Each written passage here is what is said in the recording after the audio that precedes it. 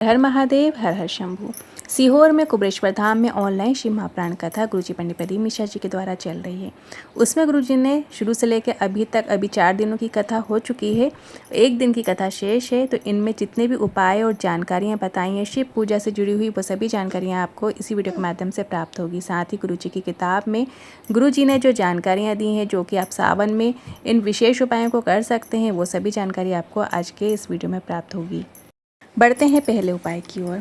कभी स्वप्न में यदि आपको सर्प दिखते हैं या मरे हुए पितर दिखते हैं, पूर्वज दिखते हैं, या जो ऐसे लोग हैं जो मरे हुए हैं वो आपको सपने में दिखाई देते हैं, प्रेत दिखते हैं, नग्न दिख रहे हों या मुर्दे दिखाई दे रहे हैं, तो इस उपाय को करने के लिए आपको 4 पुष्पों की आवश्यकता होगी।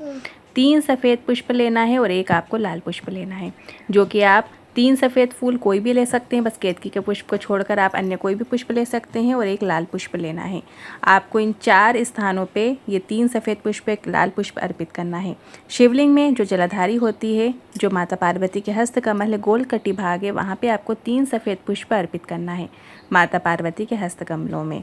और इसके बाद जो चौथा आपका जो 1 लाल पुष्प है, वो आपको माता अशोक सुंदर के स्थान पर अर्पित कर देना है।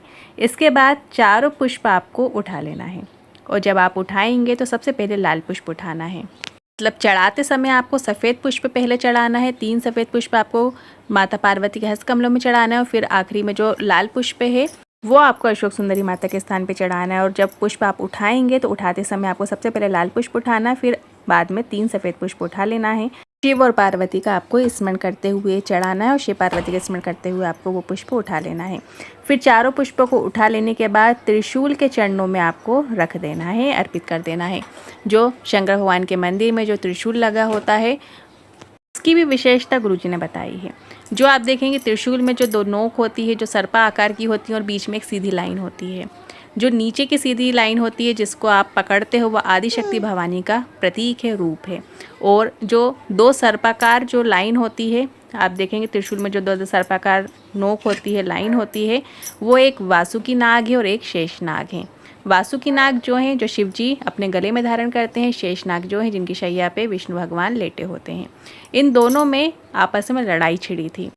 वासुकी बोलते कि शिव जी बड़े हैं, श्रेष्ठ हैं, और वहीं शेषनाग बोलते कि विष्णु भगवान श्रेष्ठ हैं, बड़े हैं। इस कारण से इन दोनों में आपस में युद्ध छिड़ा। माता पार्वती जगदम्बा भवानी उन दोनों को समझाने के लिए आई, और उन्होंने कहा तुम दोनों तपस्या करो।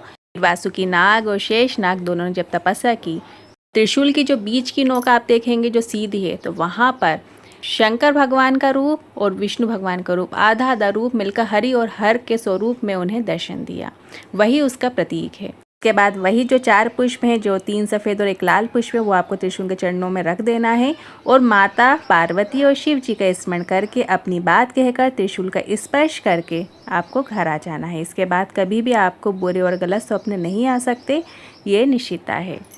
बढ़ते हैं अगले दूसरे उपाय की ओर।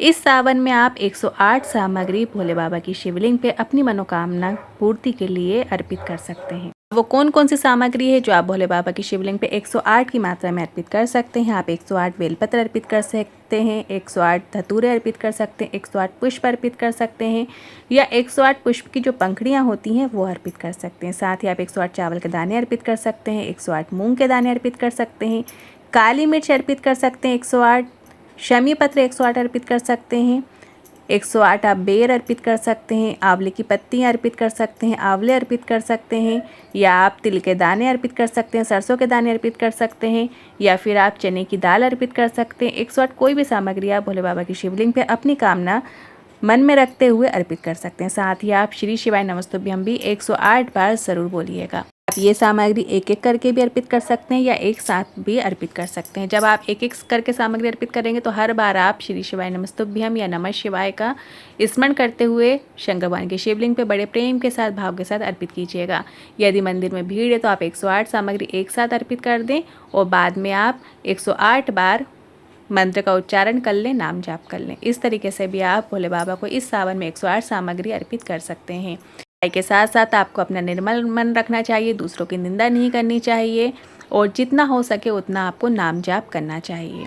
महादेव की कृपा से आपको जो भी कार्य मिला है वो कार्य करते हुए आप नाम जाप अवश्य कीजिएगा। चाहे आप ऑफिस जाते हैं, चाहे जो भी काम करते हैं, उसके काम के करते आपको नाम जाप करना चाहिए। यदि आप महिला हैं, गृहिणी हैं, आप घर में खाना बना रही हैं, बच्चों को संभाल रही हैं या जो भी कार्य आप कर रही हैं, तो आपके कार्य के साथ साथ आप अंदर ही अंदर अपना नाम चलते रहें। आप श्री शिवाय नमस्तुभ्यं हम का भी स्मरण कर सकते हैं, या शिव शिव कर सकते हैं, या शाम सदा शिव का स्मरण कर सकते हैं, या जो नाम में आपकी रुचि है आप वो नाम का स्मरण करते रहिएगा, क्योंकि जो नाम ही है वही जो हमारी स्थिति है वो सुधार सकता है।